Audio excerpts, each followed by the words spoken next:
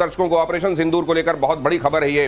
किराना hills को लेकर अमेरिकी वैज्ञानिकों का खुलासा। अमेरिका ने कहा पाकिस्तान बुरी तरह हारा, भारत ने 11 एयरबेस को मिसाइल से तबाह किया।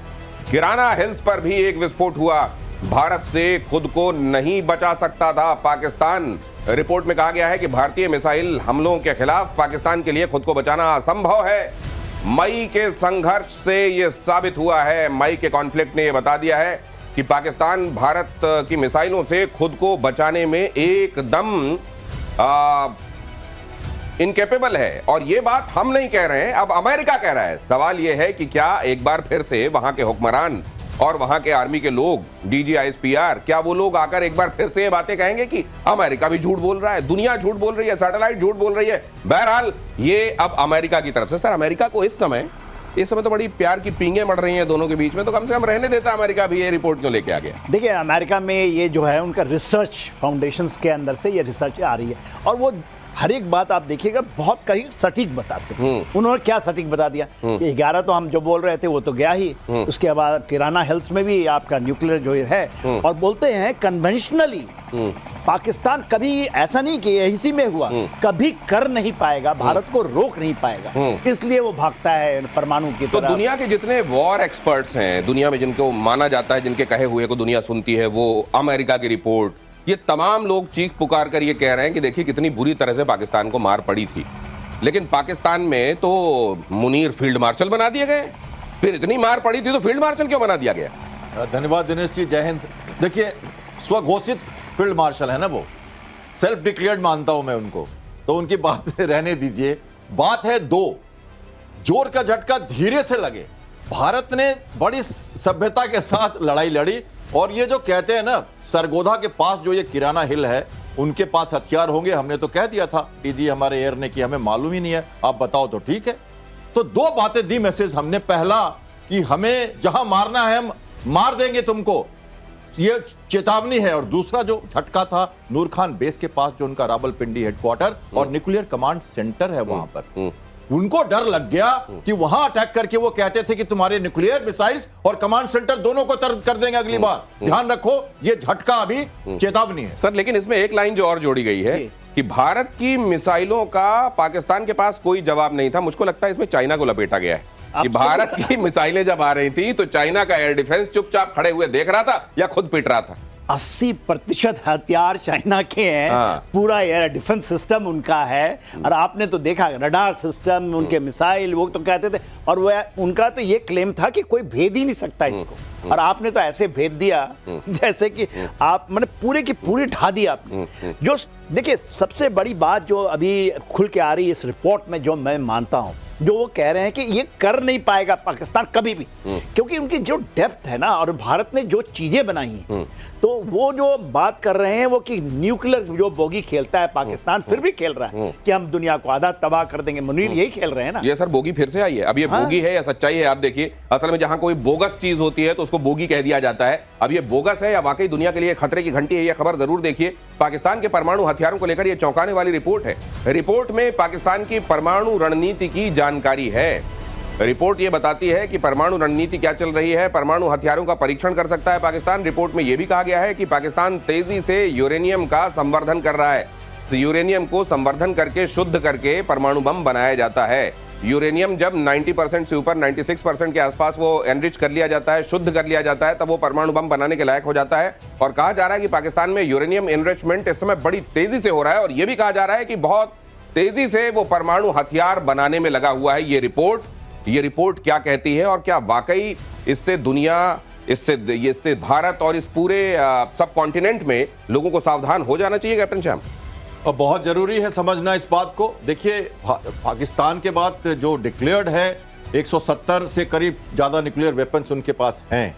और जनरल किदवई की जो बात हम सुन रहे हैं, अभी वो कह रहे थे एक सभा के दौरान उन्होंने कहा कि नो फर्स्ट स्ट्राइक, जो हमारी जो नीति है उस पर हमें कायम रखने की कोई जरूरत नहीं, हमें वो नीति हमें नहीं है, हमारी नहीं, और हम उसी पे चलना चाहते हैं। हमें जरूरत पड़ेगी तो हम टैक्टिकल यूज करेंगे मिसाइल्स का, क्योंकि कन्वेंशनल वॉरफेयर में जो लगा उनको मार जो लगी, उससे वो घबरा गए हैं, और उनको लगता है कि जो फिर से ये न्यूक्लियर ब्लैकमेल करना ही है, और वो चाह रहे हैं कि 2030 तक करीब करीब 200 के न्यूक्लियर वेपन्स वो बना लें।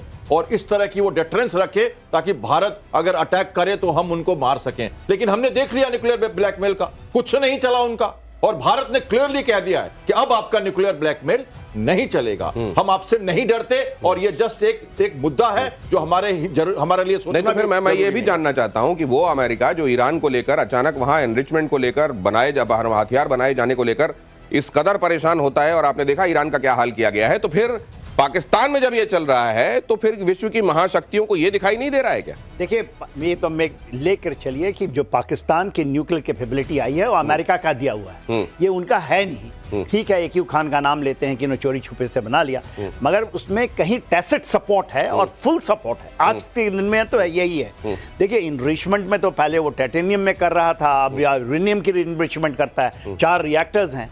बात उसकी नहीं है, बात वो कहते हैं नो फर्स्ट न्यूक्लियर फर्स्ट, ये उनकी पॉलिसी है। हम लोग जो कहते हैं कि नो न्यूक्लियर फर्स्ट, हम नहीं करेंगे कभी नहीं, नो न्यूक्लियर फर्स्ट स्ट्राइक। उनकी है नो फर्स्ट न्यूक्लियर फर्स्ट, और उसके अंदर में वो कामयाब है। अभी नो फर्स्ट न्यूक्लियर फर्स्ट समझाइए जरा। हम उनका ये कहना है कि हम पहले कुछ नहीं करेंगे, मगर हमें करेंगे तो न्यूक्लियर से ही करेंगे, अब शुरू करेंगे न्यूक्लियर, ये उनकी नीति है। फिर नो फर्स्ट न्यूक्लियर फर्स्ट अभी सिंदूर के दौरान कहां गया? वही चीज है ना, तो इसी को कहते हैं ना, बोगी को तोड़ना है। तो आप हमने क्या कहा कि हमने जो अचीव किया है कि इससे न्यूक्लियर बोगी को हमने तोड़ दिया। इसके नहीं सुने थे आप, आधे पाव के हैं, 1 पाव के हैं, हम हिंदू में मार देंगे, मुस्लिम बच जाएंगे। तो ये जो बोगी है, और ये भी जो कहें किदवई के नाम बताए, वो कहते हैं हमारे जितने भी पॉलिटिशियन है छोटे लेवल के भी, उनको बहुत बड़ा लिवरेज देता है इस तरह की बातों से। देखिए, इस बोगी से, और बोगी को हमने तोड़ा है, और भारत का मेरा मानना है कि even know first use against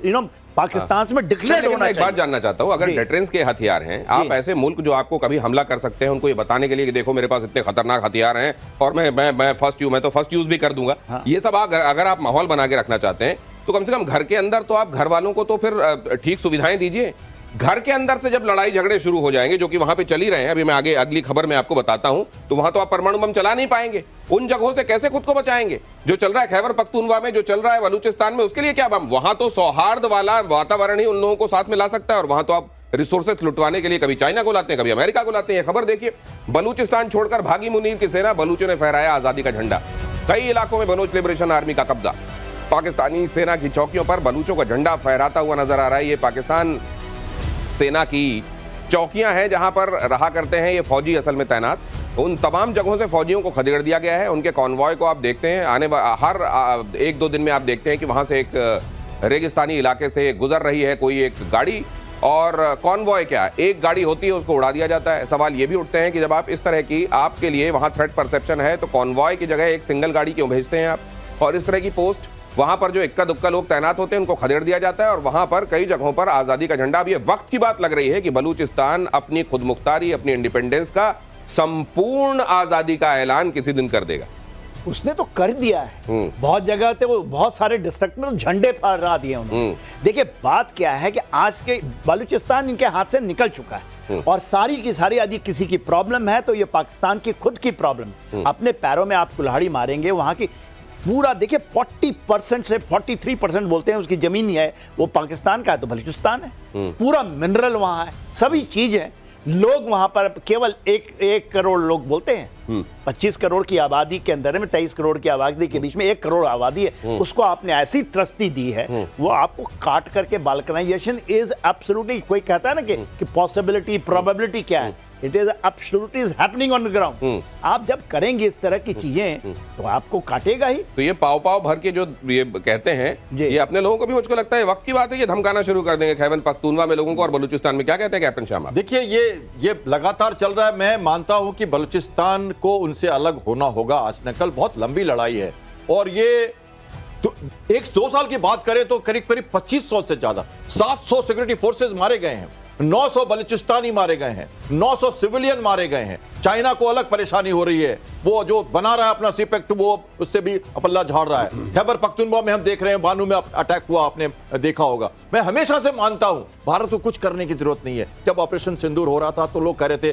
PoK ले लें, बलूचिस्तान को अलग कर दें। हमारे लोग कुछ नहीं करते, आपके ट्रेन में जाके धमाका हो जाता है, आपके स्कूल में धमाका हो जाता है, आपके खैबर पख्तूनख्वा में रोज कोई ना कोई मर जाता है। हम कुछ नहीं कर रहे हैं। अंडा खुद से फूट जाए तो अच्छा जीव निकलेगा, बाहर से मारने पे पता नहीं क्या होगा। चुपचाप देखते रहिए क्या होने वाला है। और भारत को लेकर ट्रंप का एक बड़ा बयान सामने आया है। अगली खबर आपको दिखाता हूं। भारत को लेकर ट्रंप ने क्या कहा है, देखिए। अपने किए का ठीकरा कैसे दूसरों पर फोड़ा जाता है वो भी देखिए। उन्होंने कहा है कि हमने भारत को खो दिया, वी लॉस्ट इंडिया। ट्रंप ने कहा हमने भारत और रूस को चीन के हाथों खो दिया। सोशल मीडिया पर ट्रंप का ये पोस्ट, और इस पोस्ट को अगर आप देखें तो looks like we have lost India and Russia to deepest darkest China, may they have a long and prosperous future together, president Donald J Trump. आजकल ये वो नहीं लिख रहे हैं, ये इसकी ये ट्वीट देखिए जरा। और क्योंकि आप लोग तो ये इसकी भाषा को भी बड़े गौर से आप लोग भी देखते होंगे, मैं ये जानना चाहता हूं कि ये जब लिख रहे हैं तो आजकल यहां क्यों नहीं लिखा जा रहा है thank you for your attention to this matter, ये क्यों नहीं लिख रहे हैं? पिछले कई ट्वीट से नहीं लिख रहे हैं। देखिए, प्रॉब्लम ये है कि डोनाल्ड ट्रंप साहब को एक चीज समझ आ गया कि इंडिया ने क्या लूज किया। डोनाल्ड ट्रंप को लूज किया, अमेरिका को लूज नहीं किया। आज भी हमारी बयान देखिए, आज भी हम अलास्का में हम लोग ड्रिल कर रहे हैं, ज्वाइंट एक्सरसाइज चल रही है, आर्मी हमारी आर्मी के बीच में, उनकी आर्मी के बीच में, अलास्का में हो रहा है। उसके अलावा क्वाड की एक्सरसाइज चल रही है। हमने नहीं लूज किया है। हाँ, किसी को लूज किया तो डोनाल्ड ट्रंप, क्योंकि डोनाल्ड ट्रंप खुद अपने किया है। वो किस तरह से उन्होंने किया भारतीयों के साथ, ठीक है, हमारे प्रधानमंत्री ने ऊपर में उन्होंने टारगेट किया, और उन्होंने तो भारत को टारगेट किया।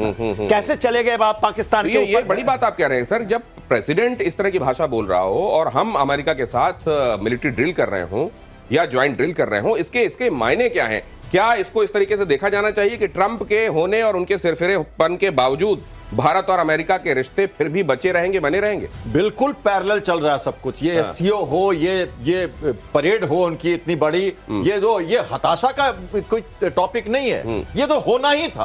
अब देखिए अक्टूबर तक सब शांत हो जाएंगे, टैरिफ वारिफ सब खत्म, सब नॉर्मल हो जाएगा। मैंने कल कहा था ना आपको, अपनी प्रिज्म से देखते हैं। कैसे दे रहे हैं आप अक्टूबर तक की टाइमलाइन? ये मैं हमेशा से कहता रहा हूं, हमारा आकलन यही है। वो खुद वापस आ रहे हैं, देख लीजिए। आप चुपचाप शांति से देखते रहिए। पैरेलल बातें चल रही है। डिप्लोमेसी में एक चीज एक साथ नहीं होती, सब अलग अलग पैरेलल अपने अपने समानता। जापान का टैरिफ हटा दिया, 50 बिल्कुल हटा दिया। आप देखिए क्या क्या होता है। ऑस्ट्रेलिया ने जापान ने बुला लिया, जापान ने बुला लिया, अपने एक्सपर्ट को भेजा था करने के लिए, बुला लिया। राइट। अभी देखिए, ये जो 14 का ये साथ डेट दे रहे हैं कि उनके बड़ी अदालत सुप्रीम कोर्ट से आ जाएगा, 14 का डेट है। सुप्रीम कोर्ट वालों को भी तो धमका रहे हैं। हाँ, धमका कोर्ट को कह रहे हैं कि हमारे हक में फैसला दो। कोर्ट अगर कहे भी कुछ, फिर भी ये टैरिफ हटेगा बिकॉज ऑफ इंटरनेशनल पिक्चर। मैं ये कह रहा हूं, उनकी इंटरनल जो कैप्टन शाम यहाँ जो कह रहे हैं, आज आप ये नोट कर लीजिए, यहाँ एक्सपर्ट्स जो कहते हैं आने वाले दिनों में आपको होता हुआ दिखाई देता है।